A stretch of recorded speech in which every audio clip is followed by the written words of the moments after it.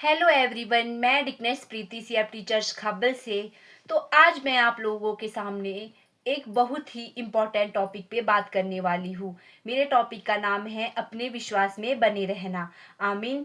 तो हमें हमेशा अपने विश्वास में बने रहना है। हमें कभी भी प्रभु से अलग नहीं होना है। और अगर हमारे जीवन में कोई भी किसी भी प्रकार की मुसीबतें आती है तो हमें प्रार्थना करनी है। हमें पीछे नहीं हटना है ना। और मत्ती 24 का 12-13 में लिखा है, अधर्म के बढ़ने से बहुतों का प्रेम ठंडा पड़ जाएगा, परंतु जो अनंत तक धीरज धरेगा उसी का उद्धार होगा। आमेन। तो मैं आप लोगों के सामने इस वचन से यही कहना चाहती हूँ कि आजकल अंत का समय चला हुआ है और बहुत से लोग क्या है अपने विश्वास से भटक रहे हैं। बहुत से लोगों ने अपने विश्वास को खो दिया है, परंतु हमें अपने विश्वास को खोना नहीं है ना, क्योंकि हमें लास्ट तक बने रहना है। क्योंकि अब रैप्चर का टाइम हो चुका है ना, तो हमें अपने विश्वास में बने रहना है। आप लोगों ने शाऊल राजा के बारे में पढ़ा होगा। जो शाऊल राजा था वह बहुत ही अच्छा था, हट्टा कट्टा था और परमेश्वर के साथ चलता था। परंतु फिर उसकी जब परमेश्वर ने उसको राजा बनाया तो उसके बाद क्या, उसने परमेश्वर को छोड़ दिया और जो उसकी मृत्यु थी वह बहुत बुरी हुई। और जो सुलेमान राजा है उसके बारे में भी आपने पढ़ा होगा ना। और वो क्या है, सबसे बुद्धिमान था। उससे पहले ना कोई था ना उसके बाद में था। परमेश्वर ने उसको इतनी बुद्धि दी थी ना कि वह मतलब कुछ भी कर सकता था अपनी बुद्धि के द्वारा। परंतु बाद में क्या हुआ, उसने भी परमेश्वर को छोड़ दिया ना। कितने दुख की बात है।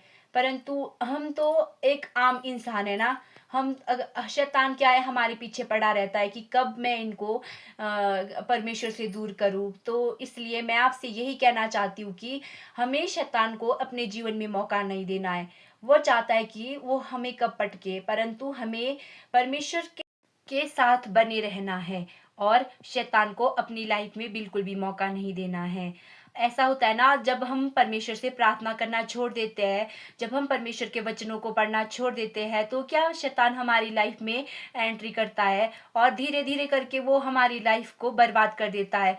और बहुत से लोग हैं ना जो नशे करते हैं, वो किसके कारण है, वो अपने विश्वास के कारण ना। वो शैतान के हाथों में पड़ चुके हैं और भी जो संसारिक चीजें हैं ना वो सब खर्च कर रहे हैं। परंतु हमें अपने विश्वास में बने रहना है। बस मैं आपसे यही कहना चाहती हूँ कि अंत का समय चल रहा है, हमें अपने विश्वास को नहीं खोना है और हमेशा प्रभु के साथ बने रहना है।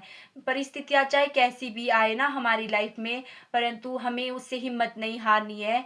हमें उसमें हमेशा बने रहना है और परमेश्वर से प्रार्थना करते रहना है।